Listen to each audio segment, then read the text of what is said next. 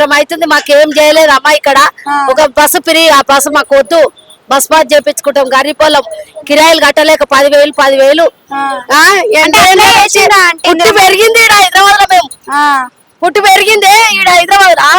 ఇల్లు లేడానికి ఇల్లు ఇస్తారు లీడర్ పార్కాలకు ఇస్తే అడు ఉన్నోనికి అమ్ముకుంటున్నాడు లేడానికి ఎవడు చూస్తలేడు ఇంట్లో కిరాయిలు రేషన్ కార్డు లేక మేము బాధపడుతున్నాం పుట్టి పెరిగింది హైదరాబాద్ మాకు అంతకుముందుకు ఇచ్చాడు ఎక్కడ ఇచ్చాడో ఏం కథను వాడు మా అమ్మలకు మా నాయనలకు మా తాతలకు ముత్తాతలకు ఎవరికి ఇచ్చాడు మొన్న అప్లై చేసిన ఇంతవరకు రేషన్ కార్డు లేదు ఈయన వచ్చి 1.5 సంవత్సరం అవుతుంది ఏది లేదు ఇస్తా అని చెప్పిండు ఇంతవరకు ఏది గతి లేదు అంటే ఎందుకు వస్తలేదని మీ సేవలు ఇట్లా అడిగినారా అన్ని అడిగినాము ఇంకా చేయలేదమ్మా చేయలేదు రేవంత్ రెడ్డిని పోయి అడుగుపోరా అంటున్నారు ఏమో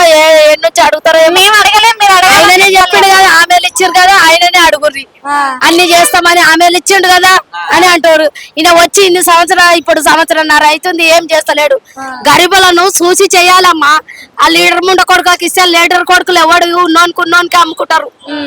రేషన్ కార్డు కూడా పైసలు అడుగుతారు లంచాలు ఏది చేయాలన్నా లంచాలే లేనోడు ఎక్కడి నుంచి కట్టుకుంటారు ఆడవిల్లలు మేము 5 మంది ఆడవిల్లలు కిరాయి కట్టుకొని బతకాలంటే ఎట్లుంటది చెప్పు